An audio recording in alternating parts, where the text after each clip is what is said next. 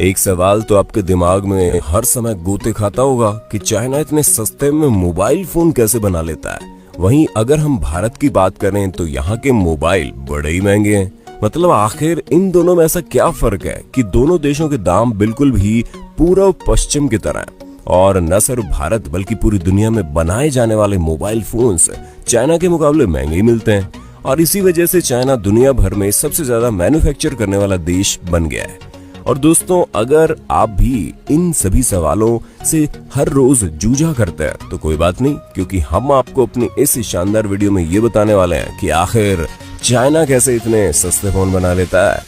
अब दोस्तों, ये बात तो पक्की है कि हर किसी के दिमाग में सवाल आता होगा कि क्यों चाइना के मोबाइल दुनिया भर में राज कर रहे हैं। अब जाहिर सी बात है कि अगर मार्केट को खंगाला जाए तो सबसे ज्यादा बिकने वाले मोबाइल फोन्स में चाइना के मोबाइल फोन टॉप पर है। और कौन सी कंपनी नंबर 1 पर है ये तो हम और आप सभी जानते हैं। जी, आपने बिल्कुल सही समझा, Xiaomi ही वो कंपनी है जो सबसे ज्यादा मोबाइल फोन बेचती है। अब ऐसे में टॉप लेवल की कंपनी होने के बावजूद इसके मोबाइल फोन का रेंज इतना कम है कि कोई भी इसे अफोर्ड कर सकता है। और सिर्फ Xiaomi ही नहीं बल्कि Oppo, Vivo, Realme जैसी तमाम नामी गिरामी चाइनीज मोबाइल फोन कंपनीज पूरी मार्केट में धावा बोल चुकी हैं। ऐसे में दोस्तों, न सिर्फ ये मोबाइल फोन सस्ते मिलते हैं बल्कि इतने कम दाम में अपने से दुगने दाम वाले मोबाइल फोन्स को टक्कर भी देते हैं। और यही कारण है कि कस्टमर इन्हें सस्ता, सुंदर, टिकाऊ समझकर खरीद लेता है। अब सवाल यहीं पर आकर फिर से अटक जाता है कि ये मोबाइल फोन चाइना में इतने सस्ते कैसे मिल जाते हैं। तो बखूबी हम आपके सवाल का जवाब देंगे, लेकिन उससे पहले आप जरा इस वीडियो को लाइक कर दीजिए। और तो दोस्तों, हम आपको बता दें, आपके सवालों का जवाब देने के लिए इस वीडियो को अलग अलग फैक्टर्स में बांटना होगा, जिसमें हम आपको हर एक स्तर से रिलेटेड चीजें बताएंगे, ताकि आपको बहुत अच्छे से समझ आएगा कि आखिर चाइना किस रणनीति पर काम करता है।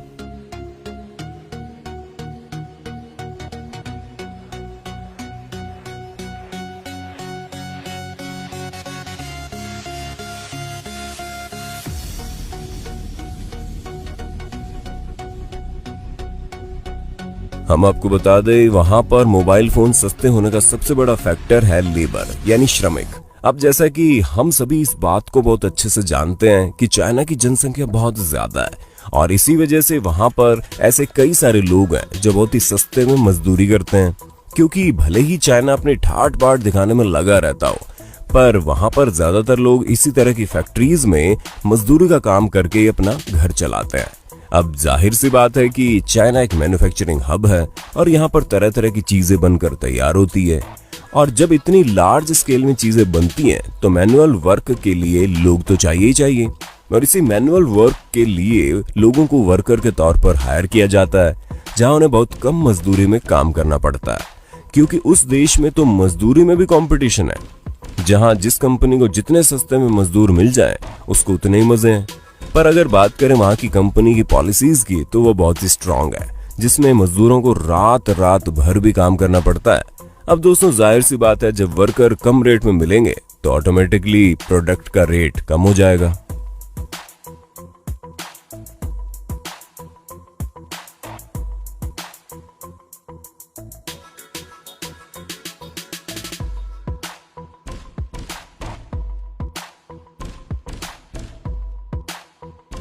अब अगर हम दूसरे फैक्टर की बात करें तो चाइनीज कंपनीज बहुत ही सस्ते में मार्केटिंग करती है।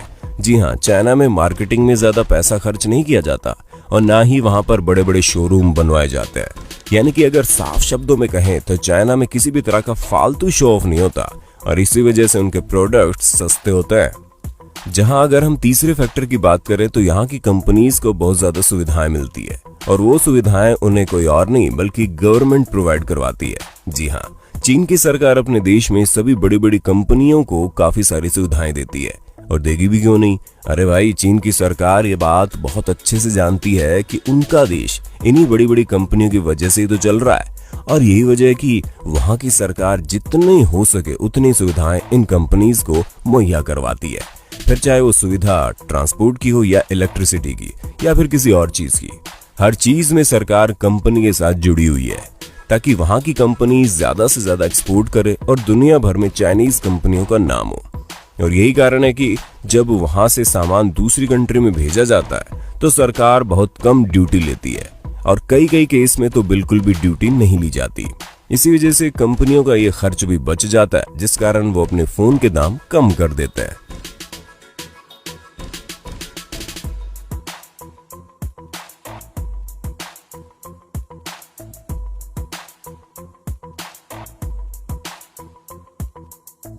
अब अगर हम अगले फैक्टर की बात करें तो दोस्तों उसके बारे में आप सभी को बहुत अच्छे से पता होगा, क्योंकि वो कुछ और नहीं बल्कि ऑनलाइन सेल है, जहां चाइना की कंपनियां कई सारे प्रोडक्ट्स डायरेक्ट ऑनलाइन बेचती है और ऐसे में उन्हें डीलर्स को मोटा कमीशन नहीं देना पड़ता, इसलिए उनका प्रोडक्ट अपने आप ही सस्ता हो जाता है। और अब जाहिर सी बात है कि अगर किसी प्रोडक्ट को बेचने में डीलर और डिस्ट्रीब्यूटर को पैसे नहीं देने पड़ेंगे तो कंपनी उसका फायदा कस्टमर को तो देगी ही देगी।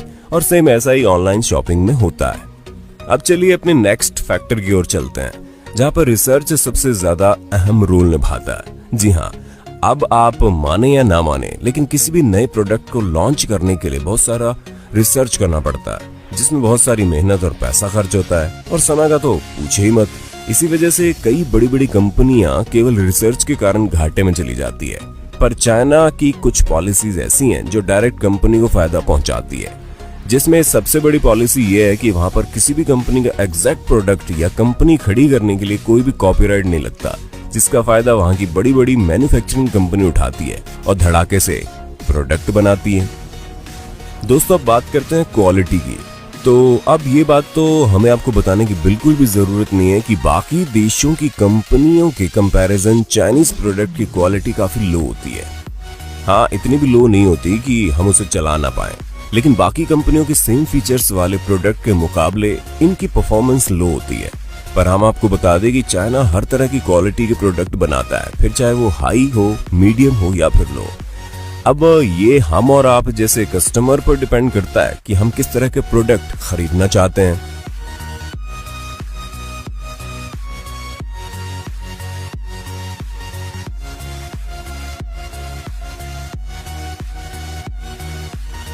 तो दोस्तों अब आप समझ चुके होंगे कि चाइना के मोबाइल इतने सस्ते क्यों होते हैं। पर चलिए अब ये जानते हैं क्यों हमारे भारत में प्रोडक्ट इतने सस्ते नहीं होते। दोस्तों सबसे पहले हम आपको बता दें कि चाइना के बिल्कुल विपरीत हमारे भारत में टेक्नोलॉजी के फील्ड में तो जैसे कोई सोचता ही नहीं है, फिर चाहे वो मोबाइल फोन हो या फिर कुछ और अगर इक्का दुक्का लोग सोच भी लें तो सरकार उनसे पल्ला झाड़ लेती है। हालांकि अब हमारे देश की गवर्नमेंट कई सारे नए रूल्स लेकर आई है, जहां पर वो नए व्यापार को बढ़ावा दे रही है। लेकिन जब हमारे देश में इंटेक्स, कार्बन, माइक्रोमैक्स जैसी कंपनीज आई थी तो इन्होंने बहुत अच्छी कमाई की थी, लेकिन उस समय इन्हें सरकार का कोई सपोर्ट ही नहीं मिला। और आज ये हाल है कि कोई इन कंपनियों को पूछता भी नहीं है, क्योंकि जहां हमारे देश की मोबाइल फोन कंपनियां हाई रेंज में मिडिल क्वालिटी के फोन डिलीवर कर रही थी, वहीं पर चाइनीज कंपनियां मिडिल रेंज में हाई क्वालिटी के फोन मार्केट में ला चुकी थी। और धीरे धीरे पूरी चाइनीज कंपनी ने मार्केट पर कब्जा कर लिया। और शायद यही कारण है कि चाइनीज या इक्का दुक्का गैर चाइनीज फोन छोड़कर हमारे दिमाग में कोई भी अच्छे भारतीय मोबाइल आते ही नहीं है। जी हाँ, या तो हम चाइनीज मोबाइल फोन खरीदें या फिर गैर चाइनीज मोबाइल फोन। स्वदेशी मोबाइल फोन का कोई ऑप्शन है ही नहीं, क्योंकि जब कंपनियों को उठना चाहिए उस समय ना तो सरकार ने उनका साथ दिया और ना ही हमारे देश की जनता ने। और धीरे धीरे आज चाइना के मोबाइल फोन इतने ज्यादा पॉपुलर हो चुके हैं कि इनके सिवा किसी को कुछ सूझता ही नहीं है। वहीं अगर हम बात करें कॉपी की, तो यहाँ पर किसी भी प्रोडक्ट का कॉपी नहीं कर सकते। ऊपर से लेबर के लिए तो बेहद ही कड़े कानून है, जो कि अच्छी बात भी है, लेकिन ये एक तरह से देश की मैन्युफैक्चरिंग को आजादी नहीं दे पाते, जिसमें उन्हें इस समय जरूरत है।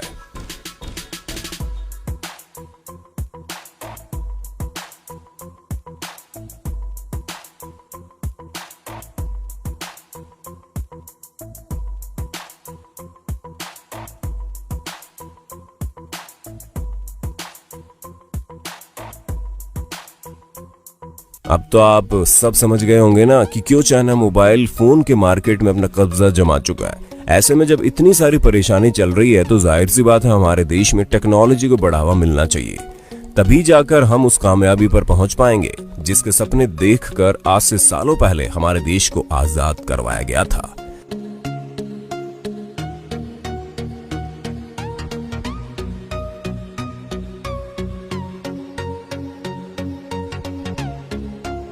बाकी दोस्तों आज के लिए बस इतना ही। उम्मीद है हमारी वीडियो आपको पसंद आई होगी। अगर हाँ तो साथ ही साथ हमें कमेंट करके वीडियो के बारे में अपनी राय बताना मत भूलना।